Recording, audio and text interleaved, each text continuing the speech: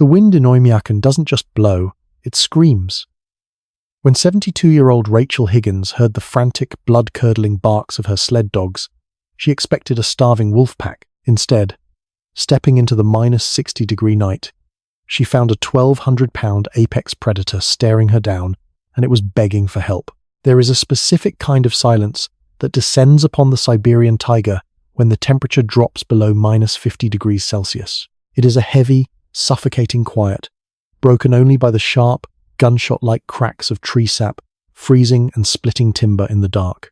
For Rachel Higgins, a retired American wildlife veterinarian who had traded the sprawling plains of Montana for the brutal isolation of the world's coldest permanently inhabited region, this silence was usually a comfort. It meant the world was asleep.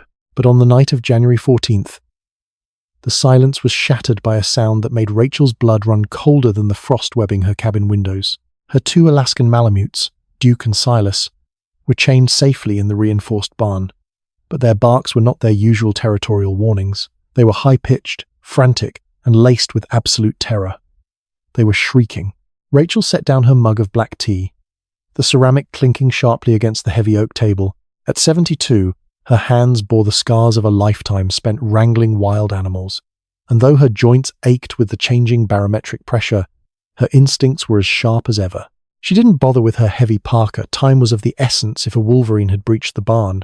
She grabbed her thick wool shawl, slipped her feet into her fur-lined boots, and pulled her loaded 45-70 lever-action rifle from its mount above the stone fireplace. As she unbolted the heavy front door, the wind hit her like a physical blow, stealing the breath from her lungs. She raised the heavy flashlight, its beam cutting a stark, blinding cone through the swirling blizzard.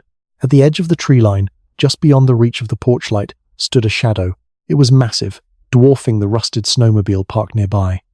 As the flashlight beam swept over it, the shadow shifted, reflecting 2 glowing, amber orbs. Rachel's breath hitched, freezing instantly into a cloud of white vapor. It was a Eurasian brown bear. Panic, cold and sharp, flooded Rachel's chest. A bear awake in the dead of the Siberian winter is a shatun, a wanderer. These are bears that fail to accumulate enough fat to hibernate. Driven entirely mad by starvation and the excruciating cold, a shatun is a dead-walking predator, utterly fearless and incredibly aggressive. Locals considered them a curse, a guaranteed death sentence for anyone unlucky enough to cross their path. Rachel raised the rifle, settling the heavy stock against her shoulder. Her finger hovered over the trigger. She had never shot a bear in her life, having dedicated her career to saving them. But a shatun was an exception to every rule of nature. "Go on!" Rachel shouted, her voice swallowed instantly by the roaring wind. The bear did not charge. It didn't even rear up. Instead, it took a slow, agonizing step. Forward into the light, Rachel tightened her grip on the rifle, squinting through the blowing snow.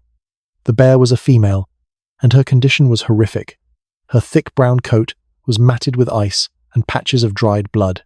She was emaciated, her ribs visible even through the winter fur, her massive head hanging low. But it was her behavior that paralyzed Rachel. The mother bear was holding something in her jaws. With an agonizingly slow, deliberate motion, the massive predator walked to the bottom step of Rachel's wooden porch. The dogs in the barn were practically tearing at their chains, the noise deafening, but the bear ignored them completely. She looked directly at Rachel, not with the glazed, manic stare of a starving killer, but with a profound, desperate exhaustion. Slowly, the bear opened her massive jaws and deposited the bundle onto the snow-covered step. Then, doing the absolute unthinkable for a wild apex predator, the mother bear took 3 steps backward, sat down in the knee-deep snow, and waited. She kept her eyes locked on Rachel, lowering her massive head between her front paws in a posture of complete subjection. Rachel stood frozen, the heavy rifle suddenly feeling completely useless in her hands. Nature had laws. Predators did not surrender. They did not ask for quarter, and they certainly did not approach humans for help. Keeping the rifle raised with one hand, Rachel grabbed the flashlight and angled the beam down at the porch step. It was a cub. "Dear God," Rachel whispered. She lowered the barrel of the gun. The mother bear remained entirely still, snow already beginning to accumulate on her broad shoulders. It was an unspoken, impossible pact, forged in the absolute extreme of the wilderness. The mother was trading her natural instincts for her cub's life. Moving with cautious, deliberate steps, Rachel descended from the porch. She kept her eyes locked on the mother bear.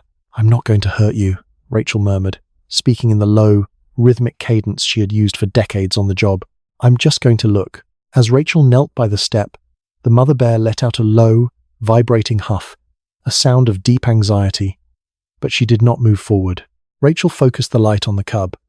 It was no older than 8 months, terribly small for its age, and shivering so violently it looked like it was seizing. Wrapped tightly around the cub's right shoulder and cutting deeply into its neck was a thick, braided steel wire. It was a poacher's snare.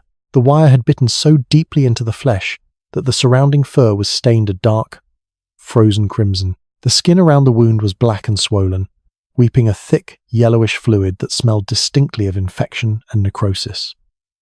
It had days, maybe hours, left. Rachel looked up at the mother. The massive bear let out another whimper, a heartbreakingly soft sound for such a giant creature.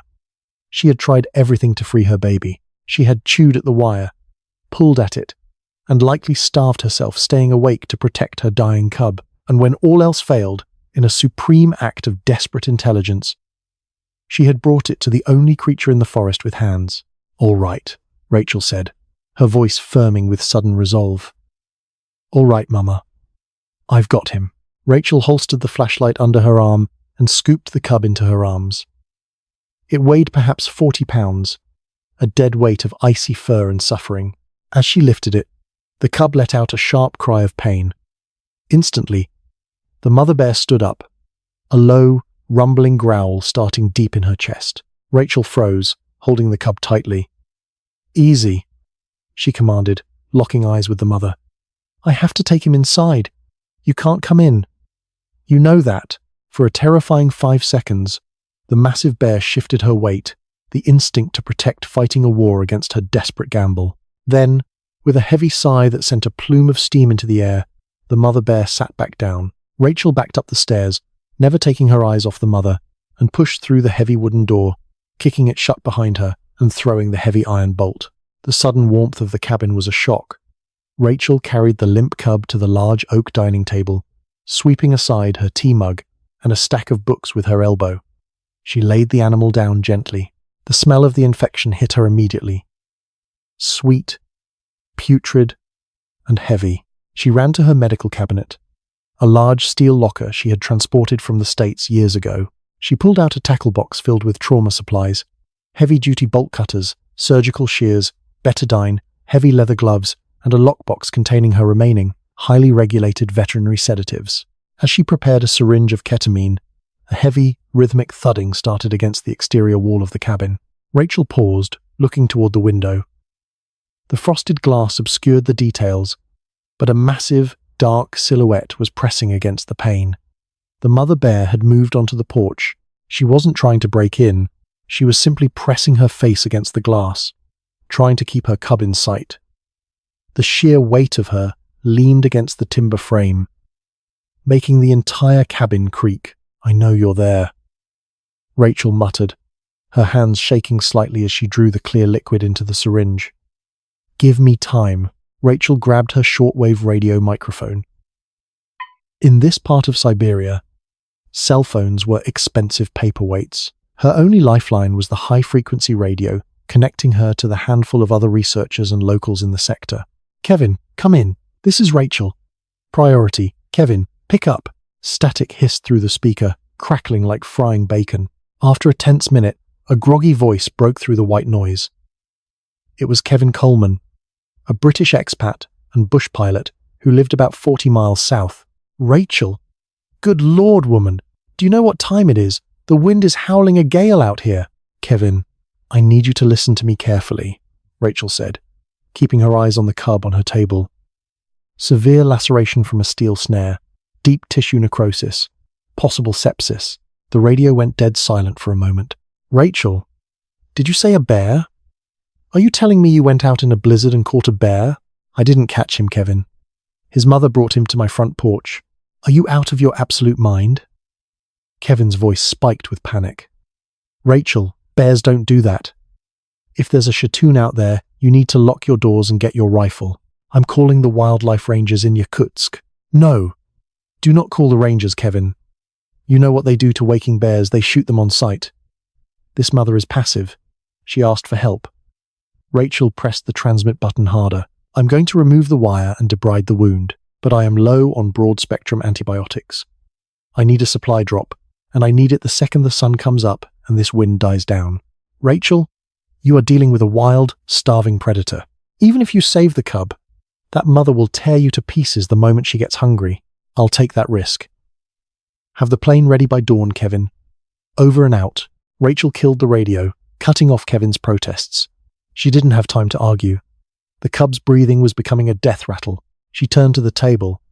The cub was too weak to fight as she injected a microdose of the sedative into its hindquarter, just enough to keep it from thrashing when she cut the wire. She snapped on latex gloves, grabbed the heavy bolt cutters, and leaned over the animal. The poacher had used braided aircraft cable, designed to tighten the more the animal struggled. The cub must have been fighting it for weeks. The skin had grown over the wire in some places, creating a gruesome channel of infected flesh. I'm sorry, little guy, Rachel whispered. This is going to hurt. She slid the jaws of the heavy cutters beneath the wire, carefully avoiding the jugular vein, which was perilously close to the surface. She squeezed the handles with all the strength left in her arthritic hands. The thick metal groaned, fighting her grip. Outside, the mother bear let out a low, mournful howl, sensing her baby's distress through the walls. With a loud snap, the wire broke. Instantly, dark, purplish blood began to well up from the deep trench in the cub's neck. The pressure release had opened a damaged vein. No, no, no, Rachel grunted, tossing the cutters aside and grabbing a stack of sterile gauze. The cub let out a weak, raspy cry and tried to lift its head, but the sedative was pulling it under. Blood soaked through the first layer of gauze in seconds, warm and slippery against Rachel's gloves. If she couldn't stop the bleeding, the cub would bleed out on her dining table. And if the cub died in her cabin, she knew with absolute certainty that the 1,200-pound mother waiting outside that frosted window would tear the door off its hinges and slaughter everything inside. Rachel leaned her entire body weight onto her hands, pressing the gauze into the cub's neck, watching the animal's chest stutter. Outside, the wind screamed, and the shadow at the window reared up, blocking out the moonlight entirely. The massive bear slammed her front paws against the cabin wall, making the heavy timber shudder violently. Time was running out. The cabin groaned under the sheer force of the blizzard, and the 1,200-pound mother bear battering the exterior wall. Dust and dried pine needles rained down from the rafter beams, settling onto Rachel's shoulders as she leaned her entire body weight over the dining table. Beneath her blood-soaked gloves, the cub's pulse was a terrifyingly rapid, thready flutter. Rachel's mind raced through a Rolodex of emergency procedures she hadn't practiced in over a decade. The severed vein was retracting into the swollen, infected muscle tissue of the cub's neck. If she couldn't clamp it, the animal would exsanguinate in less than 3 minutes. "Stay with me," Rachel gritted out, her voice barely a whisper against the howling gale outside. She reached out blindly with her left hand, fumbling through the open trauma kit. Her fingers closed around the cold steel loops of a Kelly hemostat. Smash! The cabin shook violently. The mother bear had moved to the front porch, her massive claws raking down the heavy oak door. The sound was like a cascade of butcher knives against a chopping block.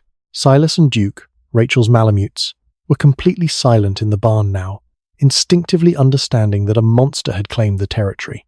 Rachel forced herself to ignore the apocalyptic noise. She gently lifted the blood-soaked gauze. The dark crimson pooling in the wound was blinding. "Come on, you little fighter," she muttered, grabbing a bottle of sterile saline and upending it directly into the laceration. For a split second, the Red Sea parted, revealing the torn edges of the muscle and the slick, dark tube of the severed vein. Rachel lunged with the hemostats, the jaws snapping shut with a sharp click. The welling blood stopped. Rachel exhaled a breath she felt she had been holding for an hour. Her knees suddenly felt like water. But she couldn't stop now. She quickly retrieved her surgical suture kit, threading a curved needle with heavy-duty dissolving catgut. With practiced, albeit trembling, precision, she tied off the vein, securely burying the knot deep within the tissue. Once the bleeding was completely controlled, the real, horrifying extent of the snare's damage became clear. The wire had essentially sawed through the cub's shoulder, creating a deep pocket of necrotic, dead flesh that smelled of sweet decay. Sepsis was already setting in. Rachel could feel the unnatural, feverish heat radiating from the cub's skin, despite the freezing draft in the cabin. Grabbing a scalpel and a pair of tissue forceps, Rachel began the grueling process of debridement. She meticulously cut away the black, dead tissue, working until she reached healthy, pink muscle. It was gruesome, exhausting work, exacerbated by the dim, flickering light of the kerosene lamp she had lit when the generator sputtered. Outside, the mother bear's frantic pacing continued. Every few minutes, she would press her massive snout against the frosted glass of the window, exhaling plumes of steam that briefly melted the ice, revealing a single, terrifying amber eye peering into the human dwelling. She was watching, waiting. Rachel reached for her lockbox and pulled out her last remaining vial of strong, broad-spectrum antibiotics, a heavy dose of ceftiofur, usually reserved for treating pneumonia in adult sled dogs. It was a gamble on a bear cub, but without it, the infection would kill him before morning. She injected the thick, white liquid into the cub's uninjured thigh. Next came the wound closure. The skin was drawn so tight from the swelling that bringing the edges together was nearly impossible. Rachel had to use heavy, interrupted sutures, pulling the tough hide together with brutal force. By the time she tied the final knot, her arthritic knuckles were swollen and throbbing with a dull, sickening ache. She applied a thick layer of antibacterial ointment, packed the wound with fresh, sterile gauze, and wrapped a heavy, cohesive bandage around the cub's chest and neck, securing the dressing. It was 4 a.m. Rachel collapsed into a wooden rocking chair by the wood stove, stripping off her bloody gloves.